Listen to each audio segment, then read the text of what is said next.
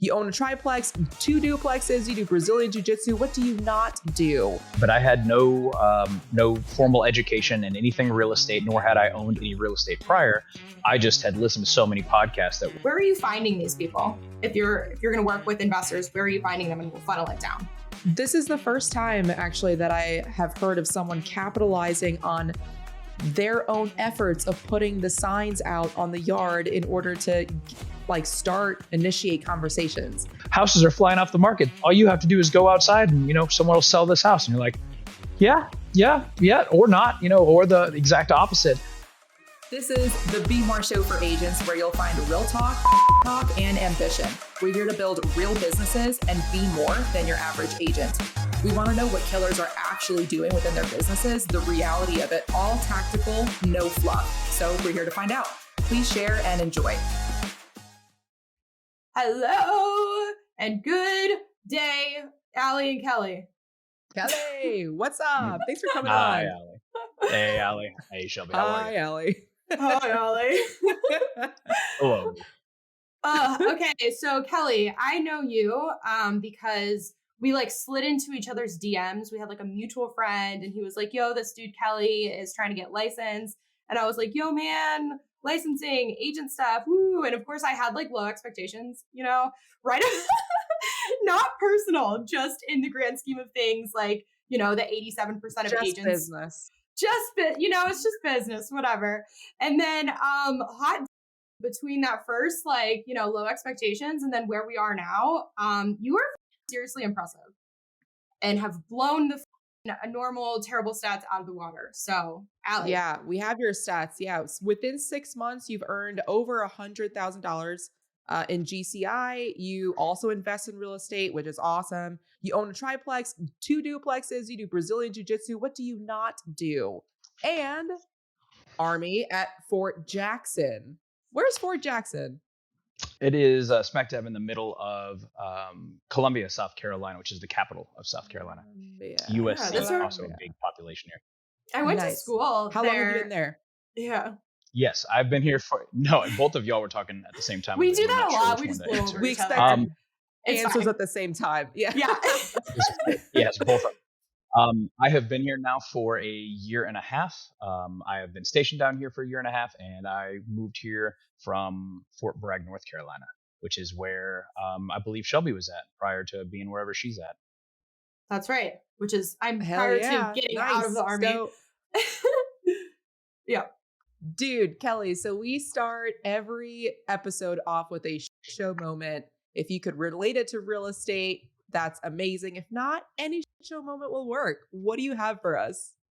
I've got two, and I'll let you decide which is the share of the show. The first one, you got two. Yeah, as an agent, I often I have found that it is much better to make almost like comical relief as I'm showing houses. So oftentimes I'll come in there and it'll be a very big, bold, colored wall, and I'm like, wow, that is not the color that I think it should be. Or, hey, this is probably the worst thing I think I've seen today. And I was in there with a really nice family, a really high clientele family. And I was like, man, that is some harsh oranges and some harsh greens blended together. And they were like, yeah, that's our country's flag. And I was like, oh, who would have thought that at any point that was the harsh wall colors were of the country that they hailed from. And I had just kind of put my foot in my mouth, and I just had to backpedal a little bit. And I was like, yep, there's still, I stuck to my guns while also trying to backpedal. But it ended up going well. They still bought the house. Life was great. But it was one of those maybe not just send it for everything. I'm still doing it, but maybe not. And also there are cameras too. Majority of sellers have cameras. Yeah. This one luckily did not have any cameras. I love talking to them. I talk to people as I'm walking around. If I know that, if I see the cameras and they look like they're real and not looking the fake ones, I'll oftentimes just talk to them just to make myself feel better. That's so funny. I actually had a very similar experience just yesterday over text where people would just send it and maybe they send it a little bit too soon. I was connected to a lender who was just oh yeah, literally in his second or third text to me was he was very, very joking. And I think almost too joking. I hadn't yet seen a professional side of him. Mind you, this is literally text 3. He rambles on about something about liberal tears and how liberals cry over everything except for the oxygen they breathe. And I was like, dude, you're barking up the wrong tree. I was like, you and I are not a good fit. You sent it too soon. You're gone. I wonder if he was sending it as like a almost like a test, just to check in with you, just like, hey, like, did I give this? Like, will this relationship work? I've seen that happen before, where they just try and send it just to see if you are the person that they want to work with, They're or likewise, screening. maybe he did just put his foot in his mouth. Yeah, they're screening out the Yeah, that is They're clientele. Yeah, interesting. screening. It's their screening. It's literally on their checklist. It's like say wild. something wildly offensive and see how Yeah, it lands. Adding that to mine. yeah. Okay. Are we doing Yeah, the Politics second is really. one? definitely something you The Did should second shit mention. show? did you want to Text go three. into your second one? Yeah. Sure. Yeah. It ended up being with that family's cousin. Got them into a condo situation, and I found out I had never had a seller who wouldn't leave. And we went to the closing table, and they were like, "Hey, we went that morning. Went to the place. Still wasn't moved out. We're like, oh, this is great. Maybe we should postpone this since you're not skedaddled out of here. It's not cleaned. You've put little to no effort in removing yourself, and we close. And I want to say it was like 4 hours from them. And he was like, hey, I have a giant team of people coming here. We're going to blitz it. By the time we're done with closing, couple hours, we'll come back. We'll all be good. So I asked the buyers, and I said, hey, guys, this is a rough one. This is the first time for me that a seller hasn't been like completely ready to go. And they said, okay, well, we'll take him for his word, and we'll be back here, post closing, and see where he's got. So the guy ended up being over an hour late to closing. Shows up there. The guy's the head of the HOA for this whole situation. I was like, Of okay, course. this guy's he's got programs, he's got processes in. Life's gonna be great. He was a business guy doing business things. So we get that, everything signs, life's great, everybody's all excited. We pull up with the U-Haul, and one of the services that I often recommend is, hey, I've got a truck and an able body. Let me throw myself at whatever furniture you have, and I'll help you move on in, especially for the big stuff. So I go there with my first couch, and I'm like, all right, let's knock on the door, open up all the keys. No one had came, and the guy was just sitting in there doing business things in his Naked. office, which was Oh. in one of the spare bedrooms. Yeah, unfortunately not naked. Yeah, it was. He answered, and the hardest part for me, like the biggest show there was he was surprised that we were surprised. He's like, I Wow. just didn't expect it to be so soon. And like, we just left. We just left. Like it's been like 30 minutes. We just stopped and got the U-Haul and came here. So he ended up not leaving for 2 days post that, and was very alarmed at the situation. And they're looking at me like, I need you to go in there and like, be aggressive and get this guy out of there, With because a he was bat. very intimidated during the whole.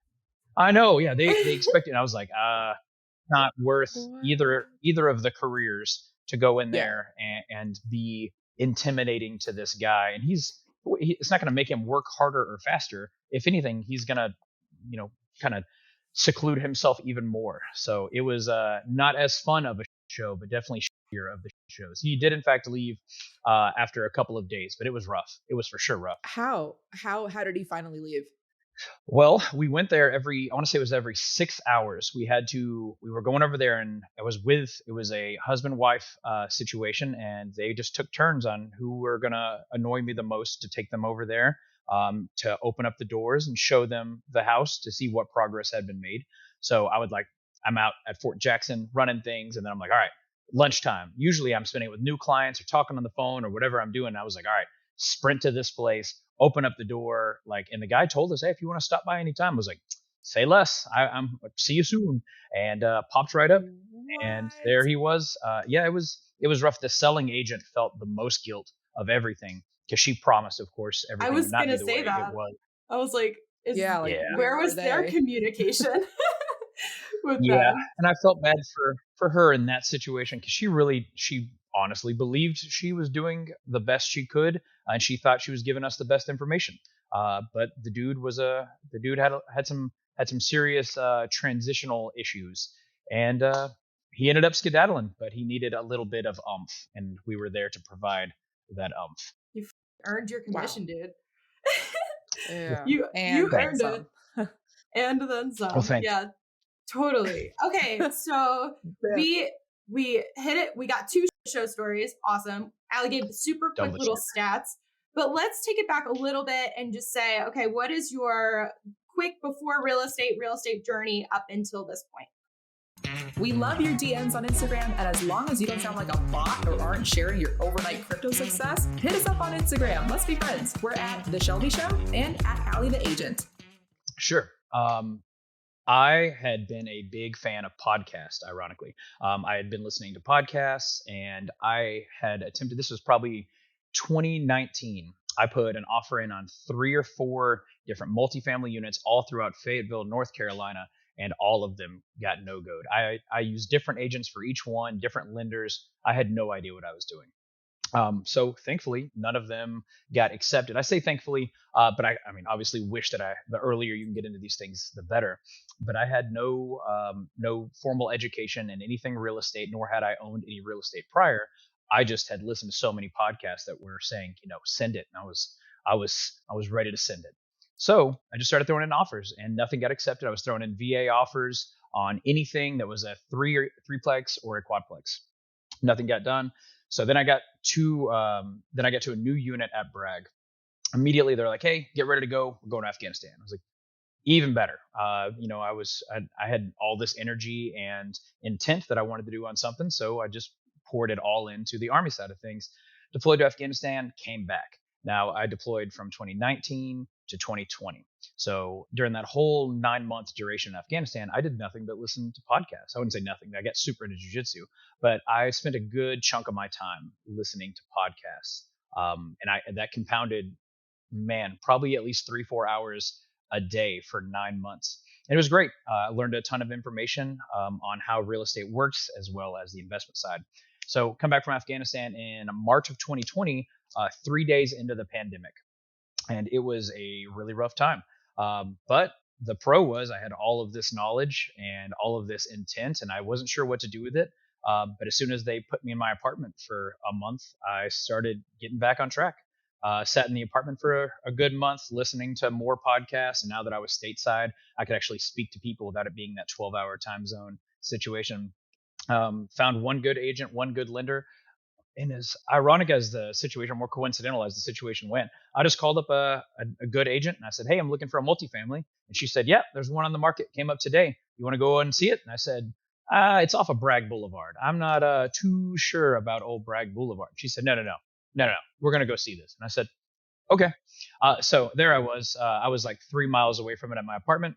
I sprint down there, and it was perfect. It was a triplex right in the middle. If you're familiar with Fayetteville, it's in Haymont, which is like right direct north of downtown, like a couple of miles from downtown. Great location. Triplex, great location, great situation.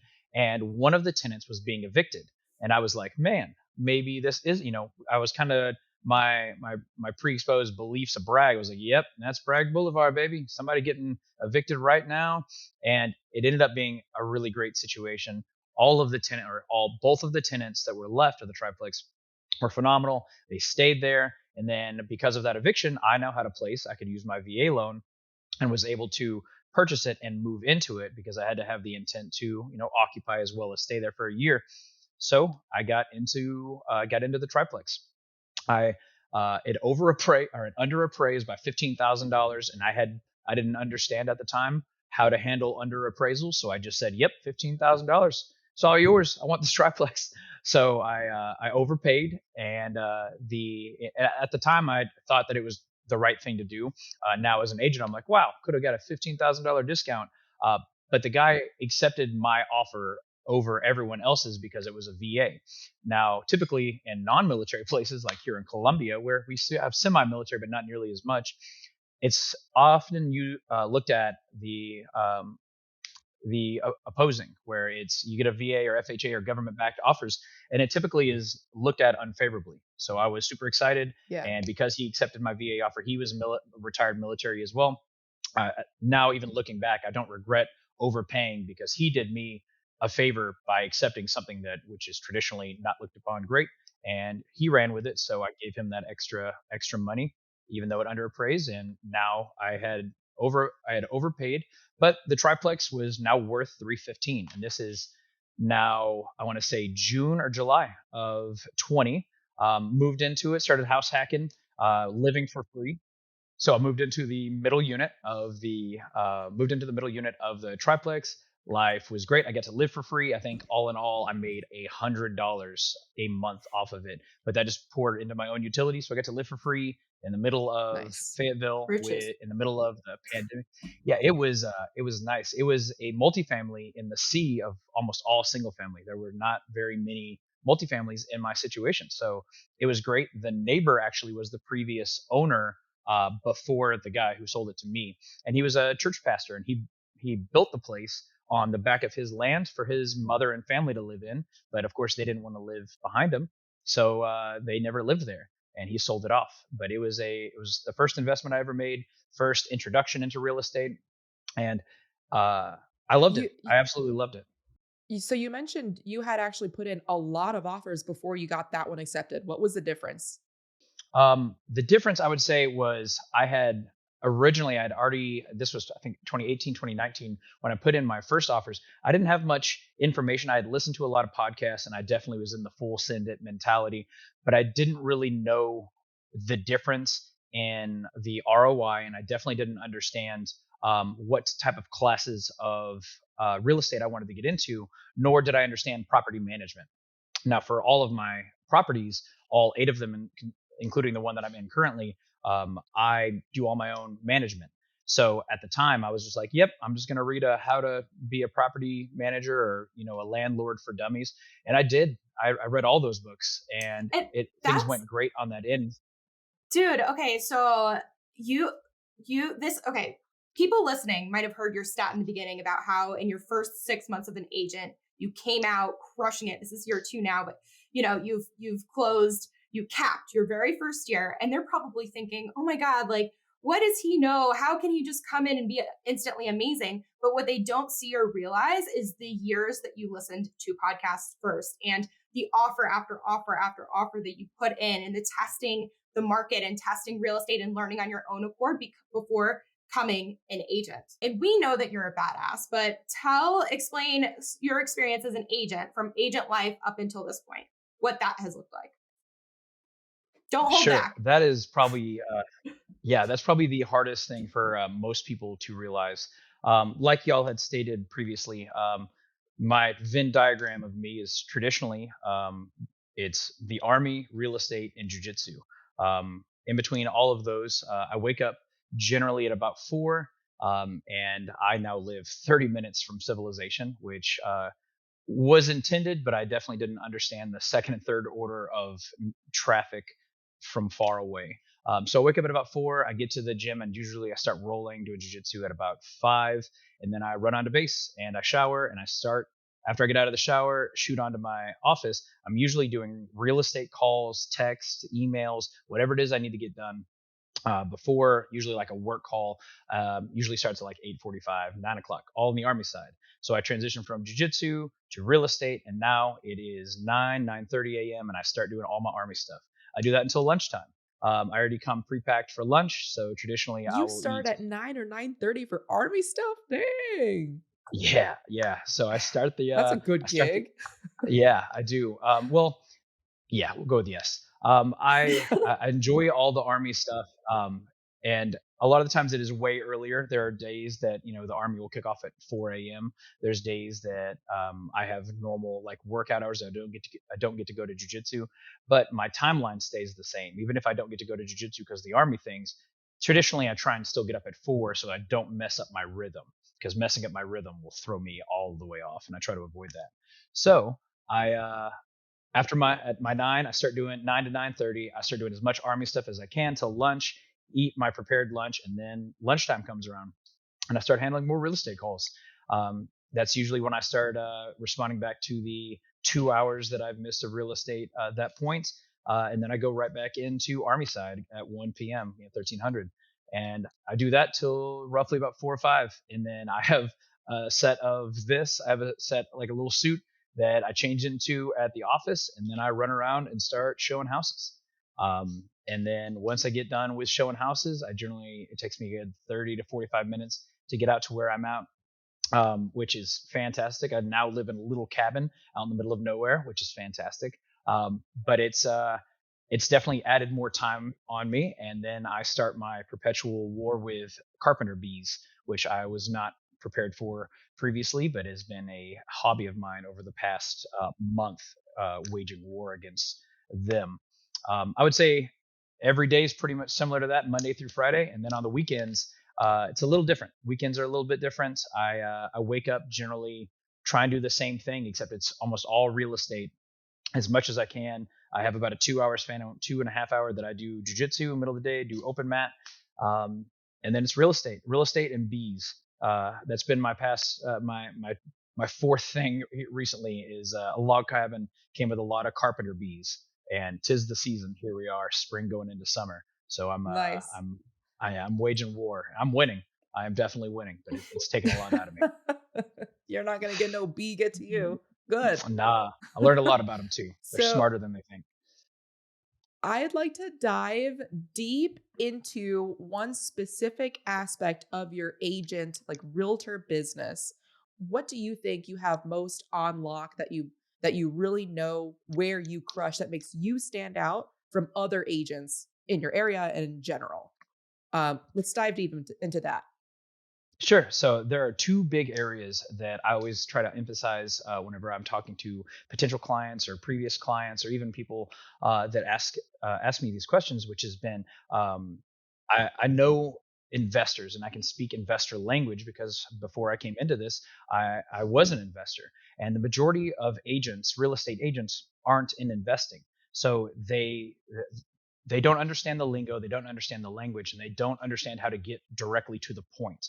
So even though I had already prepared myself by being an investor prior to being an agent, I get a lot of clients on the investing side that have had such a hard time finding an agent that fits because they don't speak the same language. So that's something that I was able to dial in, especially as it pertains to multifamily, as it pertains to basic return on interest whenever it comes to this, and then a new one that I wasn't prepared for, but it definitely makes sense for where I'm at here in Columbia, Fort Jackson, is parents buying houses for their children who are students here at college, as opposed to as opposed to putting them in, room and board, putting them in small dorms, little barracks situations. They get to buy them, a 3 bedroom, 2 bath house, rent out the rest of the rooms, and their kid gets to live there entirely for free while they just get to bank the equity. So that has been a huge thing for me down here. I would say probably 25% of my clients have been parents doing this for their kids, which has been sweet because even if they weren't huge into investing, I get to talk them into it and like give them a better understanding of how that works. Okay, so And how do you big picture, you're saying what makes you stand out compared to other agents is your background as an investor, your ability to talk numbers, etc. So that's like big picture. So we want to talk about strategy, air game, then we want to bring it all the way down to tactics. So my first question is, where are you finding these people? If you're going to work with investors, where are you finding them, and we'll funnel it down. Sure. So generally, of almost, I would say the majority of them, I get calls from the kids that are coming from school here. They're like, "Hey, I'm moving here, going to USC. I'm 20, 21 years old. I really want to buy a house." And I'm like, "Oh, okay. Tell me about yourself. Tell me about your financial situation." And then it almost always leads back to, "Well, I don't work. This would all be coming from my parents." I'm like, "Oh, okay. Well, can I talk to them?" And then once I talk to them, generally the money's always coming from the parents. And in South Carolina, it bodes well if you are the primary resident of your place. So they want to buy their place for their children, but they don't want to pay the investment tax. So generally, what I've been teaching a lot of the parents that I've had has been to put their kid on the deed and have them be the primary owner of up to 51%, so they get the primary taxes versus anything secondary homes or investment homes. They're all taxed at a 6% ratio versus the 4. So what I do is I receive all these calls from these kids in college, and we'd sit there and we cut it up and we were like, all right, tell me what you want to do. And then till it comes down to the finance game. And then it, like clockwork, they tell me it's coming from their family or from a boyfriend girlfriend situation, and then I start talking to them about what they're wanting to get into, what they want their child or significant other to get into, and then I run them through the numbers and I run them through the investment side of things. Since oftentimes they have nothing, they will oftentimes not even come down here other than to sign. They generally be a sight unseen property until they purchase it. So I get to talk to them even ahead of time. Yeah. So you mentioned this is happening like clockwork. How are they coming to you? Do you have ads out? Like what is your strategy in how they're even finding who you are? Yes, two big ways.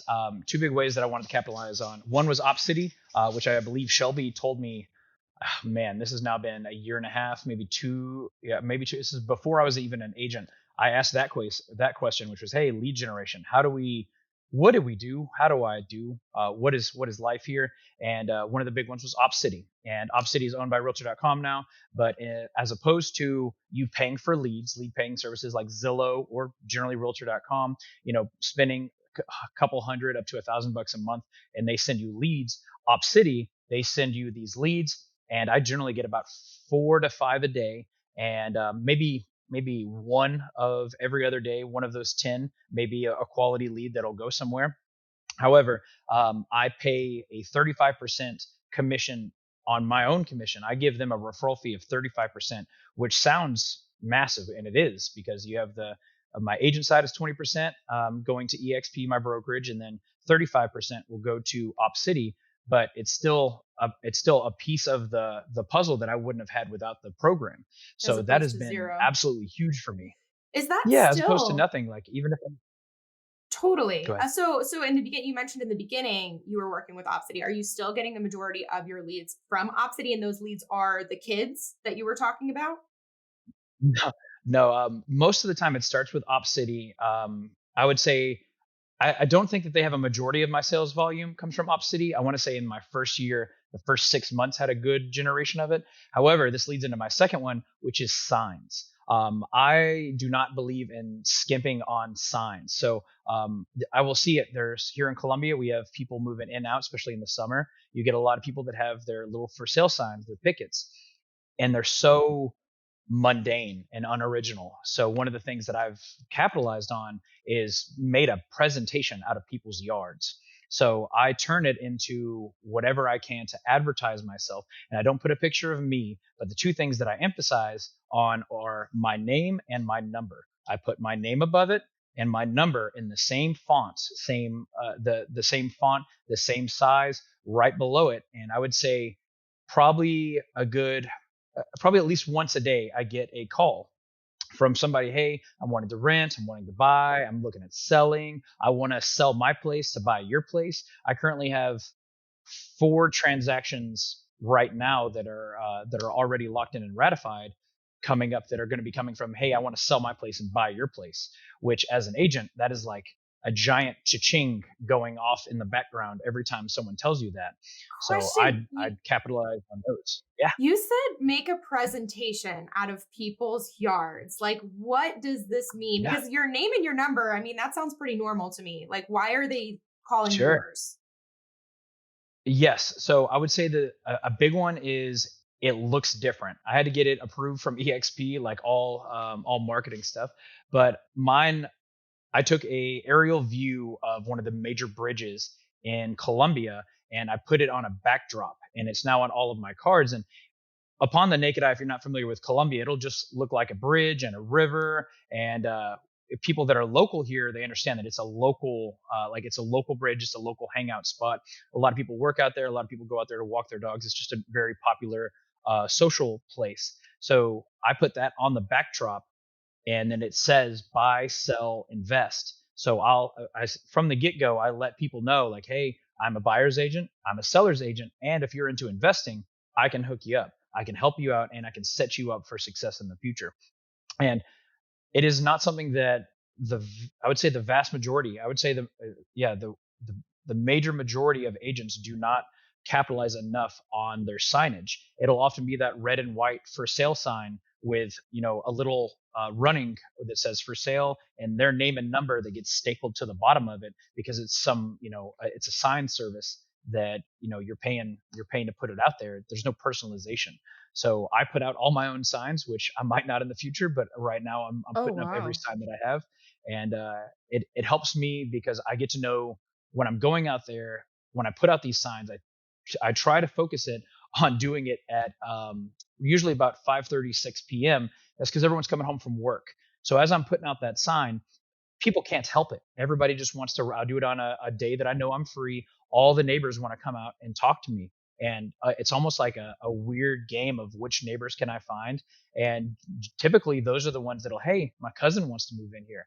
I really wish my daughter would move in next door. Or hey, it's always great to own your neighbor, so you can, decide who gets to be your neighbor on your neighbor's property, whatever it is.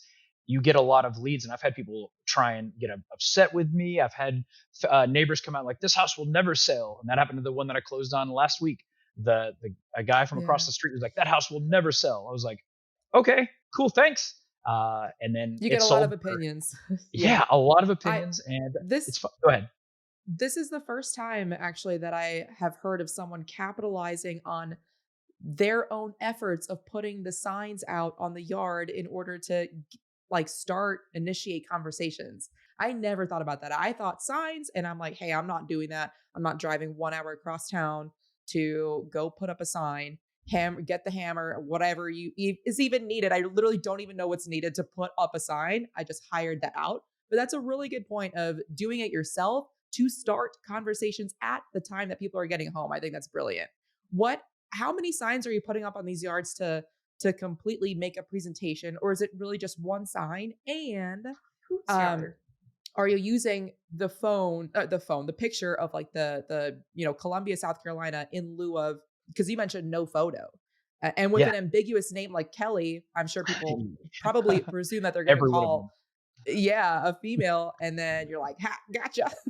Yeah, it's So is that why you chose a different backdrop? Like why the photo? What size are these?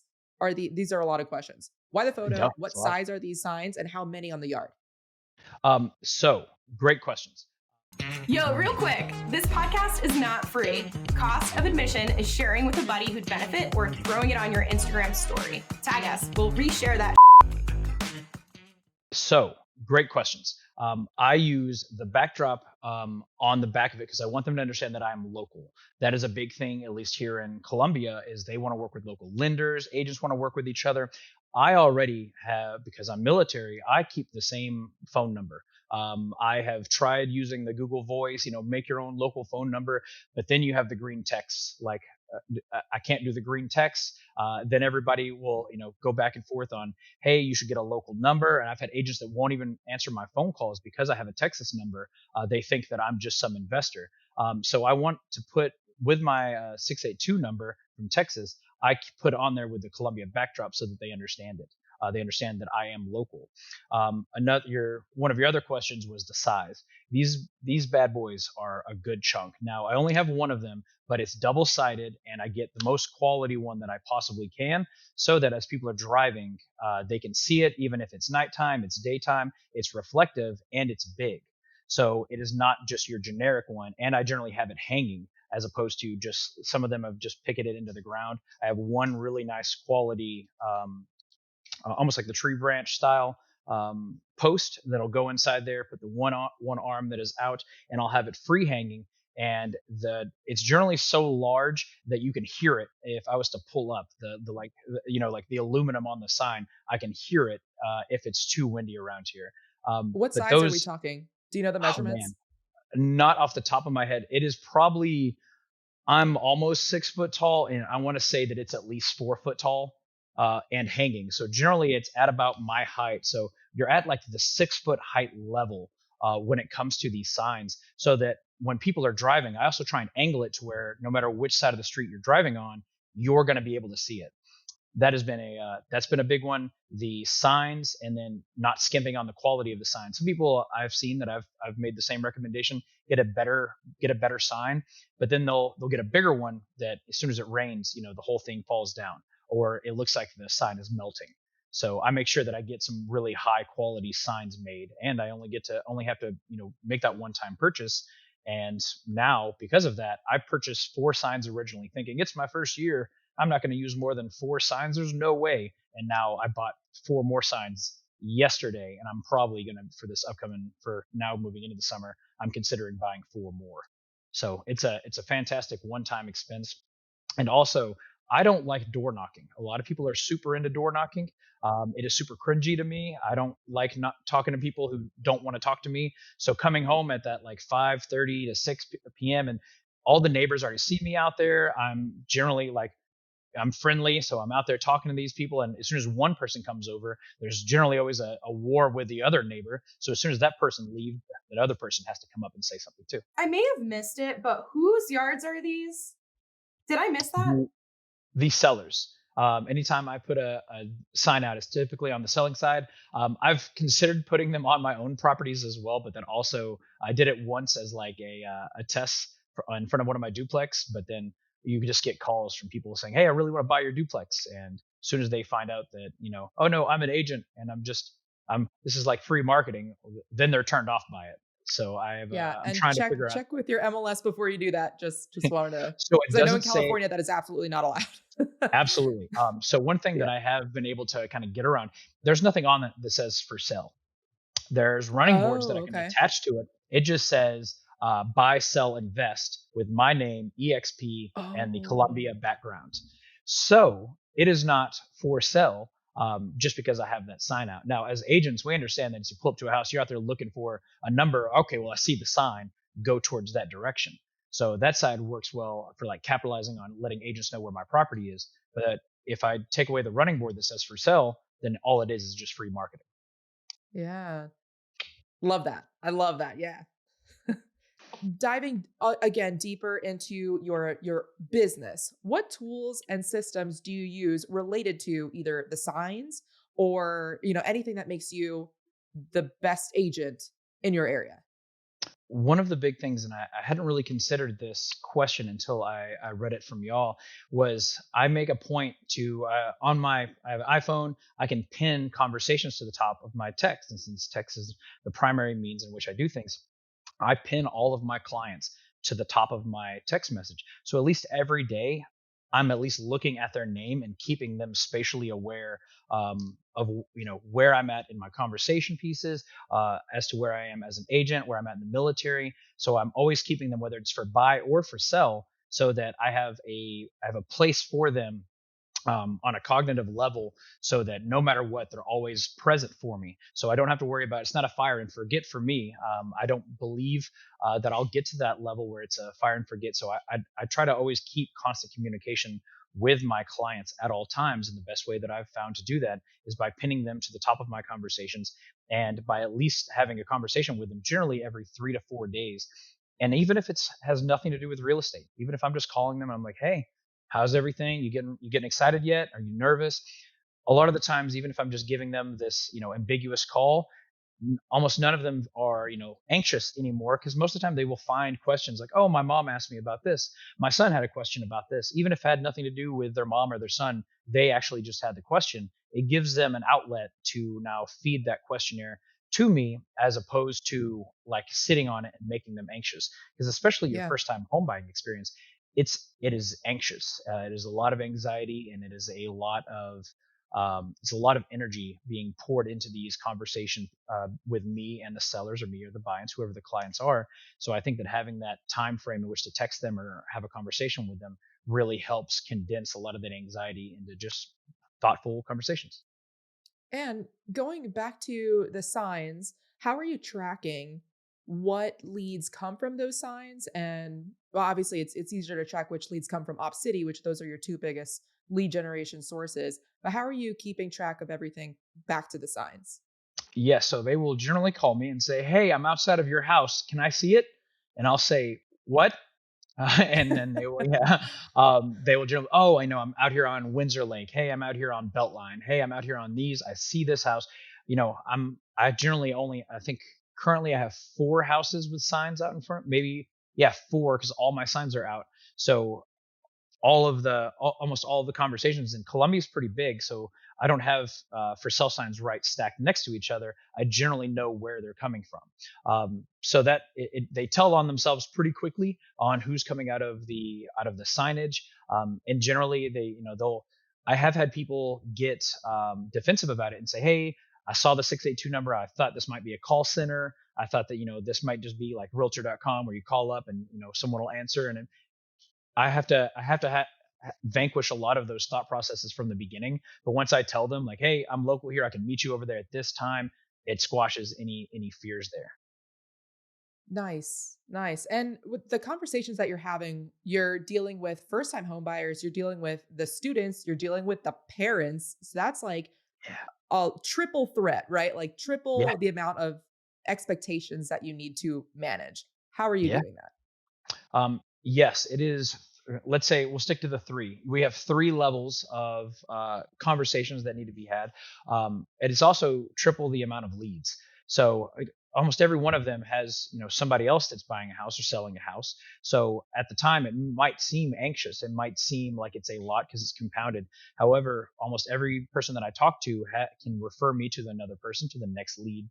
So I try and capitalize on all of those as much as possible, even if it is very high anxiety or it's a lot of energy is being poured into the conversations with me. I try and answer every single one of those questions and then end it on, "Hey, do you know anybody else that's looking to do this? Do you have anybody else?" And I'll ask them generally that after things have cooled off quite a bit, but it's something that I can capitalize on. These conversation pieces, it sucks sometimes. I'll have one conversation with the student and then the next one with their parents and then again with their grandfather or uncle, and we'll That's have what the I was same. about to ask. Yeah, yeah. Do you ever do group chats to have Or one group conversation with Zooms. all of them? I would be like, Group everyone get um, on Zooms, a everything Zoom. right now. yeah. What I try and do is FaceTime. I try and make everything in person because whenever we're on the phone or anything like that, it'll be a rapid fire and there's no context to things and they don't like there's no body language or anything. So sometimes they'll just call me and just start blasting things like, "Hey, I'll meet you Starbucks. I'll meet you at your house. I'll meet you wherever it is you need me to go. I'll meet them there and then we'll FaceTime some of the rest of the family so that they can ask their questions. They can, get their answers from like a group chat scenario, but it's in person. And there's a lot of times, just like with the military, I'm not going to have that answer. You're asking me something that doesn't pertain to another situation that I will ever encounter. However, I will be able to get back with you.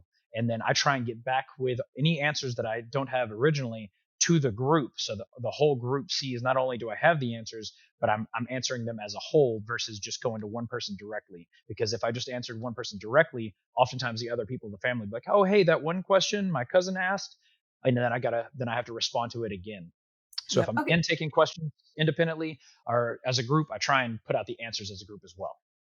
Okay, so you gave us a breakdown of your schedule in the very beginning, and it is like jam packed because you're still active duty military. So if you are meeting these multiple people in person, Mhm. could you talk us through how you're managing expectations up front with clients that you do have time restrictions and your schedule is really tight? Like, what does that conversation look like? Yes. So expectation management is one that I definitely had to learn early, very early, because I started off on the active duty side and I'm going to finish this bad boy active military side.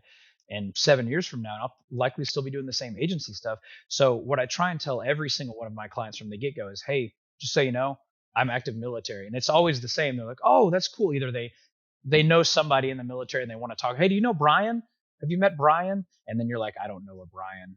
But Of course. it's very funny in the very beginning of the military talk. It's super familial. I've had some people get turned off by it, but for the most part of the time, especially here in the South, everybody loves it. Everybody loves it. And they're like, "Oh, great." So I haven't had too many people that get turned off by it. However, I try and let them know that from the get go. That way, it's not like, "Oh, hey, you're also in the military." Like, "Oh, maybe I should get another agent." Like, "Hey, I am active duty military. So my time is fairly limited, but I will get back to you no matter what, at least every day. If you send me a text or a call, I will get back to you by the end of that day. If you're not able to answer, great. I'll send it to you in a text, even if our schedules aren't necessarily aligned. It's something that I can at least I can give them that expectation management from the get go. And also, there's sometimes where I'm still in uniform. It's like, "Hey, I got to meet you here at lunch." And if I take 5 minutes to change, shoot across town in traffic in the middle of a city, it might be 45 minutes back, and I'm not going to have time to change in uniform without it being weird for everybody else. So I oftentimes will show up to some of these appointments, especially the second or third or 16th time I'm meeting them to show them a house, still in uniform. And that part's hilarious because the selling agent or whoever else is there always assumes I'm the client and whoever I'm with is the agent. So there's always a weird like dichotomy as it shows with that, but it makes it a little bit more interesting, and we all kind of laugh about it at the end. Yeah.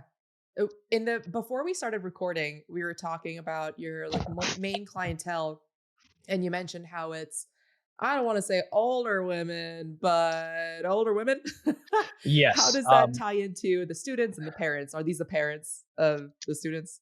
No, believe it or not. So I was running my demographics, and I wanted to see, as you know, the questions were being proposed. Like what are your demographics? So I started looking at them, and I realized that I think statistically it was something like 45 to 55% of my for my first year of my statistics, my demographics were middle-aged single women, and they oftentimes will have those college-age Where are kids, you but hanging out, Kelly? Yeah. Columbia, Columbia is Columbia. the only place. I got no time for nefarious activities with it's funny because our mascot down here, if you're a USC fan, is Go Cox, and I brought this demographic up before, and you hear that all the time, like Go Cox. I'm like, no nefarious things are happening here, but it is an interesting statistic. Like, yeah, I would say that a good chunk of them are, and I've been trying to think and consider And what it is that really quick, separates. where did you get that? How did you get that statistic? Based off of I started to look at who my clients were. Whenever I was, hey, do you want to hop up on the podcast? Cool. When we start talking about things, I wanted to see my first year so I could capitalize. Like I was thinking investors. I know, okay, I've been working with these investors, and then I started looking at who all my clients were, and I was like, what do all these people have in common? Now, the vast majority of them have very little in common. However, a good chunk of them were middle-aged single women. And what I have found after considerable thinking in them, I'm I think I closed on one last week, and I closed on one today, and I will close on two more next week, and it's all middle-aged single women. So I was trying to think of what it was. That was it a me thing? Was it a them thing? Was it a coincidence? I would say one of the biggest things that I bring to the table is I'm fairly calm during majority of these transactions. I try and keep, even if it's complete chaos internally. I try and give the Always. clients, yeah, always just try and give them the a most calming demeanor as I can, so that they feel comfortable, because it's a high anxiety moment for them in the purchase or the sell side. So I want to give them a sense of calm, and I don't feel that most of these middle-aged women have that in their lives. So a lot of the times, and I'm not sure, and I'm not 100% sure as to why it is that that statistic exists, but what I have found is that a lot of these middle-aged women will come to me with questions about their kids, about their cousins, about like life situations about this that they can't answer because they're generally aged out of it, and they'll have kids or something in this question. They'll ask me these things, or hey, I offer every one of my clients, hey, if you're moving somewhere, I would love to help you move. I have a truck. I am able-bodied. I would love to help you move. And some of the That's only people amazing. who have capitalized them Yeah, for been, sure. have been those single moms, the single moms, or they love it because they're like, oh, great, I don't have to hire, spend, a couple $100s with local college kids. It'll be me and another military guy. We'll just pull up, throw, whatever large furniture's in there, and it's one less thing that they have to think of, and they already know me, and I'm getting to walk them through the house, answer them questions, tell them where utilities are going, like tell them how to, like, local DMVs and local Oh, Dude, you're you situations. should so also good. This you is so should much. start a whole like separate business. You and whoever else you're doing this with, you should start a separate business called like shirts off military men will help you move. I think you'll get a lot of clients. It's really making sense why your demographic is the way it is. This You're like yes. literally a magnet It for like clicked. the middle-aged ladies. Yeah, I tried not to think about it too hard. I was like, yeah, I'm not going to objectify myself to this. And then like my mom's in town, and she's like, you ever thought about making a calendar? I was like, I'm done. Thank you. A Very much. calendar, Yeah, Oh my yes. yeah, god. yeah. Because I started Dude, tax pitching a lot of write-off. yeah, yeah. Client There's gift. I've been asking. I showed all my demographics, and I'm sitting there talking to my mom, who knows nothing about real estate. She just knows business, and I'm like, "Why do you think this is?" She's like, "What do you mean? Why do I think this is? Like, I know exactly why this Oh is my out there God. looking at my son. Of course they are. Like, it's Dude, she's exactly. just proud. She's proud. Oh yeah, of Uh, course. Yeah, what I'm she'd be out there taking the photos for the calendar. That's yeah, my mom. little slap. Yeah. Stick your butt out. Oh. Dude, one of my favorite things that you said in that though, it's like when you were like, I just stay calm, really calm throughout the transaction because I feel like that's one thing that takes agents a long time to learn that you just knew, off the bat is that like your moods are contagious, your reactions are contagious. And so even if like absolutely hitting the fan if you're like calm and of course you solve the problem before you present the problem, you don't present the problem without a solution. I thought that was really cool of what you said, but I do have another question, one last question I think before we shift. You talk a lot about time, we're talking about managing expectations on your time, your calendar is jam packed. What else do you do to optimize your time, like maybe when you're commuting or maybe like what else do you have for a little time hack for us? Sure. I live. If my gate to get into Fort Jackson is open, it'll take me roughly 27 minutes to get onto base. Now, at 4 in the morning, there's not a lot. I can listen to podcasts, I can listen to audiobooks, I can listen to information, or just listen to music to wake myself up. However, as I'm pacing around town, I'm almost always on the phone. There's never a dull moment from that like 9 a.m. till roughly about 8:30 p.m. is when my do not disturb goes on. In between those time, majority of that like separation comes from me being on the phone with separate people and calling them back. And a lot of that's on the in the vehicle. A lot of times people don't want to talk on the phone, but it's all hands free. I'm answering the phone and solving problems, putting out fires, all while I'm showing another family six other homes that evening. So it's a lot of multitasking, but it's finding those moments in which, hey, it's going to take me 13 minutes to get to the next house. Well, that's a one simple phone call. So it's solving these problems when they have time, when I find the time, as opposed to letting them compound on it. And then with time, these problems typically get worse and not better. So I want to handle them accordingly versus waiting. Oh, at the end of the day, I'll start answering phone calls. The problems might be bigger, or they may have found another agent that can solve those problems in a timely manner. So I try and adjust my time accordingly for all of those situations. Nice. Totally, that makes sense. So, with every guest, we ask them that they bring a golden nugget to the agent gold mine.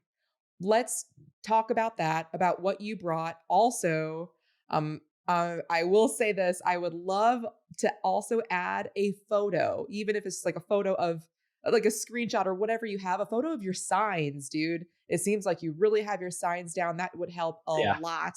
Yeah. But let's talk about what you brought. Describe what you brought.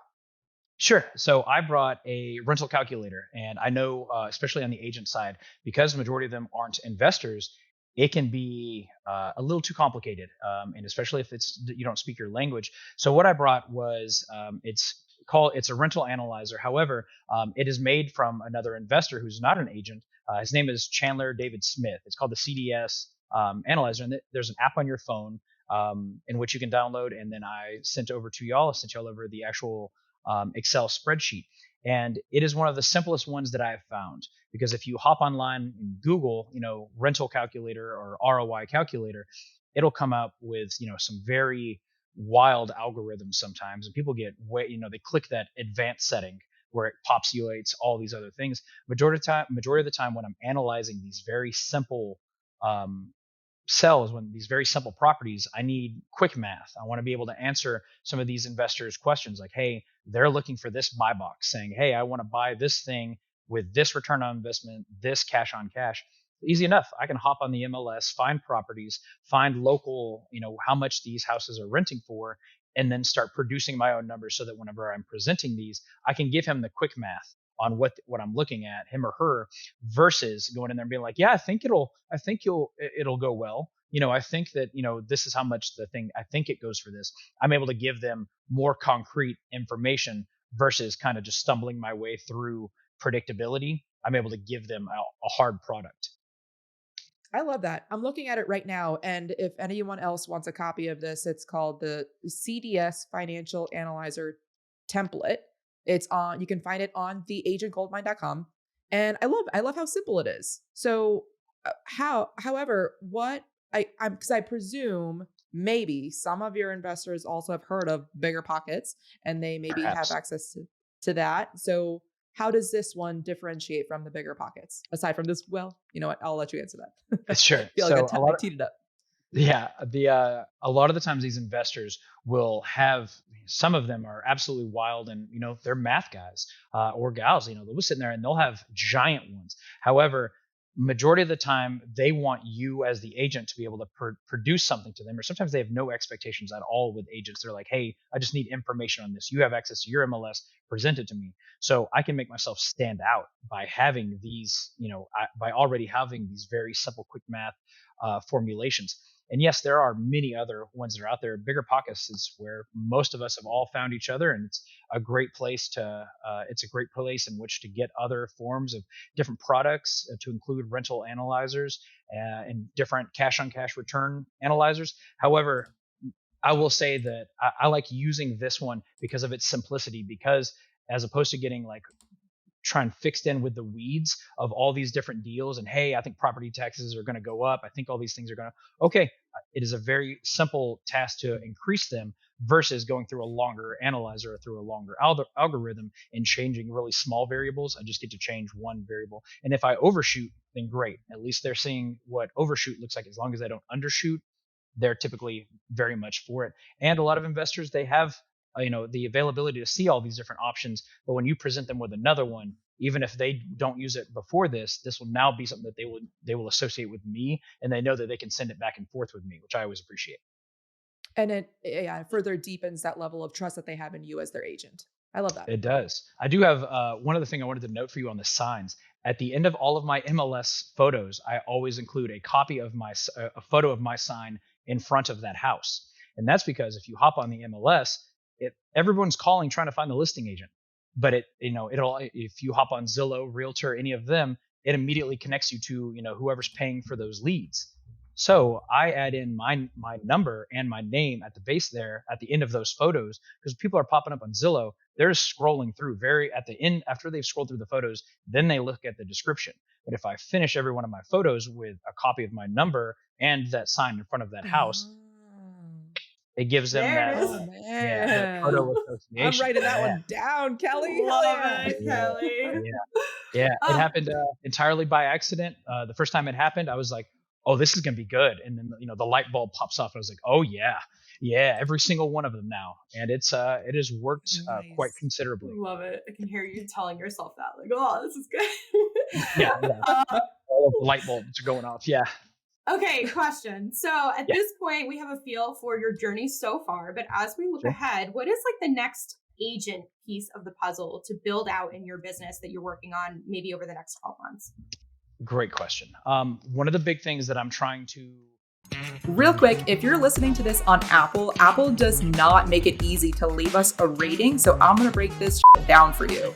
In the search tab, type in the Be More Show for Agents. Click on the thumbnail. Then click that middle tab that says Reviews and click Write a Review. Tap on those 5 stars, of course. Let us know how awesome this show is and how it's helped you. And if that's too much for you, I understand, and just switch to Spotify already. Thank you so much, and back to the show. Great question. One of the big things that I'm trying to differentiate myself is similar to what y'all are doing. I am looking at getting agents involved, both in the investing side and with EXP, because EXP is so great, and we have these different situations where we can get other agents to hop in there. That has been one of my big ones, and I would say it's not something that I've ever actively tried to do. I do it passively. A lot of people will see, oh, hey, he's also a real estate agent, all these different things, and it happens to every agent where they're like, oh, my cousin wants to be an agent. Is it hard? And you're like, it's a lot different than you You're like, expect it to be. yes, it However, is. yeah, it's a lot. I try not to oversell it or undersell it. I try and be honest. Or they're like, if houses are flying off the market, all you have to do is go outside and someone will sell this house. And you're like, yeah, yeah, yeah, or not, or the exact opposite. But I try not to over or undersell it, because instead of letting these agents go to school, and the majority of agents don't even make it through or majority of the would-be agents don't even make it through real estate school, let Totally. alone making it to that 5th time they pass the test. and then all the way into being an agent. And then, Shelby and I have discussed this before. My very first person I brought on, he made it through real estate school. I was like, yeah, this is gonna be great. I was super excited about this guy. He was prior military, life was great, and then never did anything with his agency. And it sucked because I was like, this guy's gonna be just like me. And then the second guy came around. I was like, this guy's gonna be just like me. And then it just kind of snowballs. And like y'all said in the very beginning, you have really high expectations, and then they get shattered very early. And then We've all slowly been start building there. yourself up. But that's one of the yeah. Even with y'all, or Shelby, exclusively with you, that's what you had from me, not knowing anything about me, was, hey, this is probably not going to go great because they're new to this, they're not going to understand it, and this is a part-time job, which is always hilarious for me to hear. We were talking about it earlier. It's not something I've ever seen as a part-time. It's always been full-time for me because it's been a part of my lifestyle. However, another big one for me is my first year. If you wanted to buy a $4,000 piece of land, I'm going to be the same level of agent to you as if you were buying a $3 million house. I'm going to be consider all the same considerations for the small ones versus the big ones. Now, I will say a big transition that I didn't do consciously into the second year was the snowball effect has really picked up, and my clients are coming out of the woodwork now. People's cousins, neighbors are all calling me up about signs, or, hey, you worked with my cousin, I want to get you. So not only do I have the snowball effect for my clientele, however, I'm able to now get into the more premier houses. Now I'm able to get into higher price points and a lot more of them. So one of the things that I wanted to capitalize on was putting myself out there as far as more local meetups, which you're helping me out a ton more. I'm not typically I love small small exclusive conversations. Like, this is perfect for me. I'd like to have 3 people in a room and just talk things out. I don't like giant crowds where none of us really learn anything other than to see each other's faces. However, what I've learned to capitalize on is they might remember my face, and that might be enough for them. Now the next time they see me, they at least seen my face before, as opposed to every other brand new agent. These people, I'm running in a lot of the same circles now versus where I was the first year, because of these social events, because I'm going out there and meeting some people on the weekend, going out there and seeing other agents, where before it was like this weird defensiveness. I was like, I don't want to meet other agents. Why would I need to meet Mhm. other agents? They're the competition. Yep. I Now thought the I'm, same thing. Totally. yeah, Yeah, I was like, talking to other agents yeah, is not gonna make me money, but now I'm like, "Holy right. sh was I wrong?" Yeah, and a Same. lot of these agents will give you some of the best information. A lot of these, and at least here in the South, it is older women. Back to You square one. again. It is these older women. Yeah, I know. And I will say that they have given me, they've associated me to attorneys, lenders, and they're like, "Hey, you're doing really good. I know you told me you were fairly new, like, especially in the beginning. I was like, hey, I'm new. I have no, like, I am as humble as you can get." After they accept the offer, I will tell them, hey, I'm new, so if things feel new, it's because it is. But a lot of those specifically older women, from the get-go, before they ever met me, would have 2-hour long conversations with me, walking me through the processes, like, hey, this is what you're going to be looking for. Because like you said in the beginning, it's like, they're the competition. I don't want anything from them, but they want you to succeed. They want other people that they feel akin to, or they feel like, oh, hey, this kid's got it. They want to help them succeed, even if it's their competition.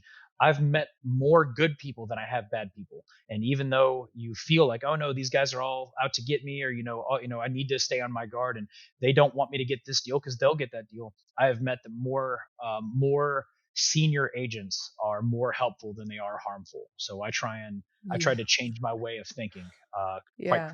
considerably, moving from my first year to my second year. That's great. That's Yeah, great. Dude, Kelly, as we start wrapping this up, couple last questions for you. sure. Who do you fangirl over? Love this question. Now, is this dead or alive? Yeah, let's Sure. do dead or alive. Dead or alive. It's hard because I have so many categories. Um, a big one right now, I would say, just from a everyman standpoint, as of recently, had been over the last like 6 months. Tom Hardy. Tom Hardy had popped up, being in Brazilian Jiu Jitsu, and everyone was like, "Nah, there's no way. This is just him doing. This is just him shooting for a set or anything." But it was in a lot of these very like activist jiu jitsu places and competing all that stuff. So I would say he's a real big one. As far as like when you said who do you fangirl over, it's like all right, celebrity, dead or alive. Tom Hardy's definitely up there, and I think it's primarily just because it's like all right, the dude's an action hero. Plus, he actually does jujitsu. And then I found out yesterday they were like, yeah, Mark Zuckerberg's also doing jujitsu, and I was like, yeah, I don't need to see that. And just keep on scrolling. So I would say Tom Hardy is definitely a big one on the celebrity side. Yeah. Great. Nice. Great answer. Yeah. Okay, next question is your favorite app or tool? Yes, I'm leaving it open-ended. App or tool. Yeah. Yeah. A little too ambiguous. All right. My immediate response was Opcity because it kind of started my effect, my snowball effect. Opcity was a game changer for me. Even though they have that high referral fee, it still was the momentum I needed to push the snowball. And then the one that was like a subset immediately under these there was, as far as apps, was just texting.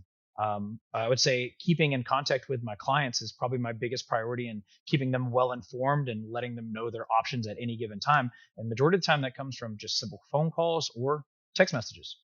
And once we get done with our podcast here, I'm going to go back to Army side work, and then I'm going to shoot back over and do another closing here in a couple of hours. And that'll all be done through, phone or from text. So I know we like to hyper focus on some of these like bigger, broader, like specialized apps like Opcity, but I would say keeping the basics simple as well has led me to where we all are. So I like to keep those in mind as well. I love that. You are a busy man, Kelly Greer. Dang. Working 2 jobs. Do you have time for events? And if so, which events are you going to this year? Events. So I have not done any external events. My first year, I didn't. I wanted to keep I got like promoted within the Army, so I was like, okay, focus on Army stuff. Thank you. And then it was okay. Well, hey, you've got another promotion now to set forward. I was like, okay, I want to focus on this. So I have yet to plan out anything. But one of the things I promised Shelby last year was, hey, she put out, hey, the 5 pillars. We're all going to go out to, I think it was in November, and go to, I don't even remember where y'all went. It was like Costa Rica or something. And I was like, oh, I'm totally down. I'm totally down. And then because I don't plan for it, I don't do it. Then I'm left in like, oh, look at how much fun they're having. And even if it's just the Instagram photo, I was like, all right, next year I'm going to actively plan to do this. Yeah, that FOMO is real. But I want to get out of my like exclusive bubble, so to speak, because I don't typically like running around and hanging out with crowds of people, but I feel like it's probably the most beneficial, and it's getting me to come out of my my shell, so to speak, on the agent side, and like plugging in a lot of those extroverted tendencies. So as of right now, nothing outside of what I promised to Shelby last year, which was hitting the 5 pillars Pillars retreat event, wherever it is you're going this year. Yeah. Dang, all right, dude. Yeah, wherever it's gonna be, and we're sold out. It's crazy. We're 100% booked. So excited about that. Even better. But, okay. Hey, how can we help you in your business?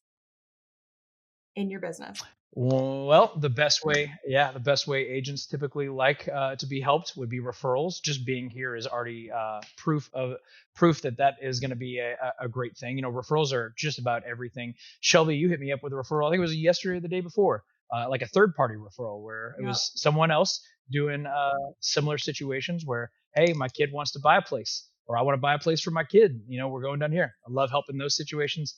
And then, as always, communication is always key. Allie, you and I have worked on referral situations before. Shelby and I talk at least once a week. So as far as you two, y'all have been great, and I thank you both. It's been wonderful working with y'all, and I look forward to continually working with you in the future. Yeah, absolutely. When you and I first spoke about a referral, that one didn't end up panning out, only because the buyer didn't end up wanting to buy, right? I think that's what it was. Yeah. But your communication was great, so I super appreciated it. It was like I think it was more than once a day, which is exactly what I'm looking for, dude. So yes, if you have any referrals, definitely send them to Kelly. Where can people find you if they wanted to reach out to you and send you referrals? Yeah, great question. My cell phone number is out there on all of my signs. I don't Kevin Gates it. I don't 2 phones it. I don't 3 phones it. I don't like having all these other forms of communication. So my cell phone, which is 682-232-6376. Day or night, more day than night. But I always respond to texts. And my do not disturb kicks on at 8:30 till I want to say like 5:30 a.m.